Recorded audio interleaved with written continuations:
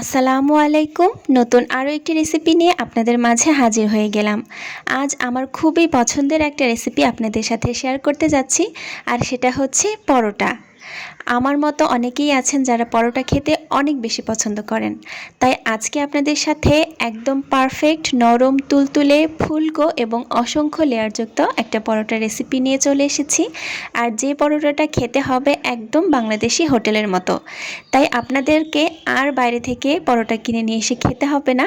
আমার এই রেসিপি অনুসারে যদি আপনারা বাসায় পরোটা বানান, আপনাদের পরোটাও হবে ঠিক এইরকমই অসংখ্য লেয়ারযুক্ত, নরম তুলতুলে এবং ফুলকো।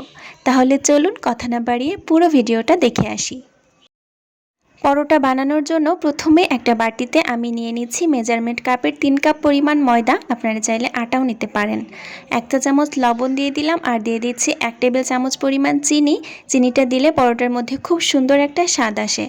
আর দিয়ে দিচ্ছি আমি 3 টেবিল চামচ পরিমাণ রান্নার সয়াবিন তেল। সব উপকরণগুলো দেওয়ার পর এখন হাত দিয়ে খুব ভালো করে ময়ান দিয়ে নিতে হবে, যাতে প্রত্যেকটা উপকরণ ময়দার সাথে খুব ভালোভাবে মিশে যায়। এই ময়ান দেওয়ার কাজটা একটু ধীরে সুস্থে সময় নিয়ে করবেন, এতে করে পরোটাটা অনেক বেশি পারফেক্ট হবে। আর ময়ান দেওয়াটা হয়েছে কিনা বুঝতে হলে হাতের মধ্যে কিছুটা ময়দা নিয়ে এভাবে মুঠো পাকালে যদি মুঠো হয়ে যায়, আবার চাপ দিলে যদি সঙ্গে সঙ্গে ভেঙে যায়, তাহলে বুঝতে পারবেন আপনাদের ময়দার ময়ান দেওয়াটা একদম পারফেক্টভাবে হয়েছে। এখন নর্মাল তাপমাত্রার পানি দিয়ে আমি সফট একটা ডো বানিয়ে নিব। অবশ্যই পানিটা অল্প অল্প করে ব্যবহার করবেন, না হলে ময়দার ডোটা খুব বেশি নরম হয়ে যেতে পারে। অল্প অল্প করে পানি মেশাবেন এবং ময়দাটা মাখাতে থাকবেন। ঠিক আমি যেভাবে কাজটা করে নিচ্ছি, আমি অল্প অল্প করে পানি মেশাচ্ছি এবং সফট একটা ডো বানিয়ে নিচ্ছি। দেখতে পাচ্ছেন ডোটা কিন্তু প্রথম পর্যায়ে একটু স্টিকি বা আঠালো আঠালো আছে। আর এটা যদি রেস্টে রেখে দিই তাহলে কিন্তু এরকমটা থাকবে না। আমি সামান্য একটু তেল দিয়ে ময়দাটাকে আবার মাখিয়ে একটা ঢাকনা দিয়ে ঢেকে রেখে দিচ্ছি 20 মিনিটের জন্য। এই ফাঁকে আমি ছোট্ট একটা বাটিতে নিয়ে নিচ্ছি 2 টেবিল চামচ পরিমাণ ময়দা, আর দিয়ে দিয়েছি 1/4 কাপ পরিমাণ সয়াবিন তেল। এখন ময়দা এবং তেলটা আমি এভাবে মিশিয়ে একটা ব্যাটার বানিয়ে নিয়েছি, আর এটা পরবর্তীতে পরোটা ইউজ করব। 20 মিনিট পর আমি ঢাকনাটা সরিয়ে নিলাম। দেখতে পাচ্ছেন সে আঠালো ভাবটা কিন্তু ডোয়ের মধ্যে আর নেই, আর ডোটা ঠিক কতটা সফট হয়েছে।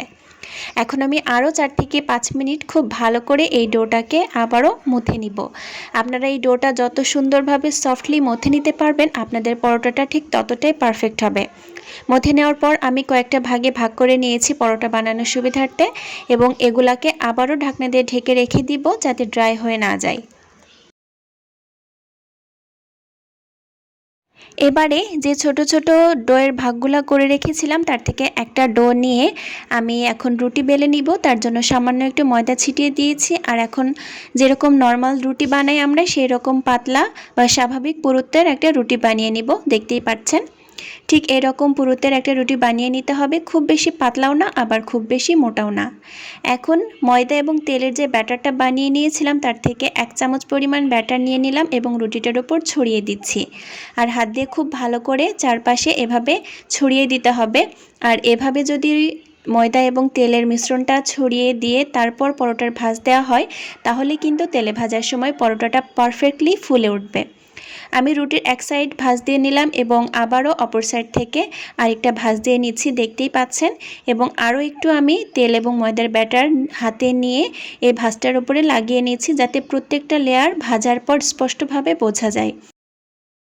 এবং অপর সাইড থেকে আরেকটা ভাঁজ দিয়ে শেষ ভাঁজটাও আমি উপরে উঠিয়ে দিচ্ছি, দেখতেই পাচ্ছেন।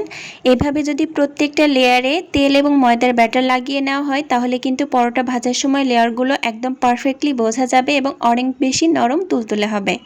আমি একে একে এখন সবগুলো রুটি বানিয়ে এভাবে পরোটার শেপটা দিয়ে নিব এবং ঢাকনা দিয়ে ঢেকে রেখে দিব, যাতে এটা ড্রাই হয়ে না যায়। আমি একই রকমভাবে সবগুলো পরোটার ডো কিন্তু বানিয়ে নিয়েছি। আর এখন একে একে একটা করে ডো আমি পরোটার আকৃতিতে বেলে নিব এবং তেলে ভাজবো। তার জন্য আবারও একটু ময়দা ছিটিয়ে নিয়েছি। আর আজকের পরোটা আমার চারকোনা পরোটা, এর জন্য আমি চারকোনা শেপেই বেলে নিচ্ছি, দেখতেই পাচ্ছেন। খুব আলতোভাবে এখন বেলে নিতে হবে, খুব বেশি প্রেস করার দরকার নেই, তাহলে কিন্তু জায়গায় জায়গায় পাতলা আবার জায়গায় জায়গায় মোটা হয়ে যেতে পারে। এতে করেও কিন্তু পরোটাটা ঠিকমতো ফুলতে চাইবে না।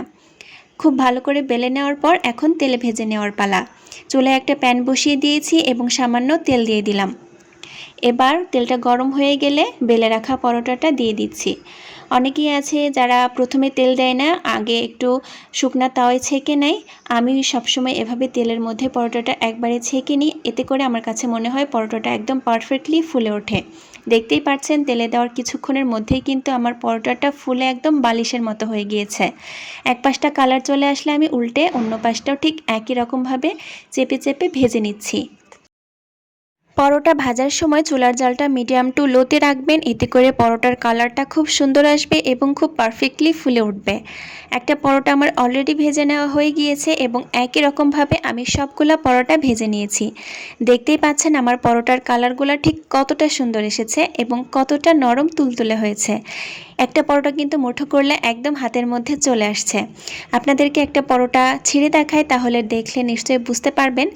আমার এই পরোটার প্রত্যেকটা লেয়ার কিন্তু স্পষ্টভাবে বোঝা যাচ্ছে, আর যেটার কারণ হচ্ছে ওই তেল এবং ময়দার ব্যাটারটা প্রতিটা লেয়ারে খুব ভালোভাবে মেখে নেওয়া। দেখতে পাচ্ছেন প্রত্যেকটা লেয়ার কিন্তু একদম স্পষ্টভাবে বোঝা যাচ্ছে আর কতটা নরম তুলতুলে হয়েছে।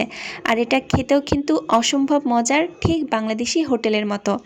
আজকের এই পরোটাটা আমি বাংলাদেশি হোটেল স্টাইলে ছোলার ডাল দিয়ে সার্ভ করেছি। ইনশাল্লাহ এই ডালের রেসিপিটাও সামনে আপনাদের সাথে শেয়ার করব। আশা করি আমার আজকের এই সুন্দর রেসিপিটা আপনাদের কাছে ভালো লেগেছে। ভালো লাগলে অবশ্যই ভিডিওতে একটা লাইক দিয়ে চ্যানেলটিকে সাবস্ক্রাইব করে পাশে থাকবেন। আল্লাহ হাফেজ।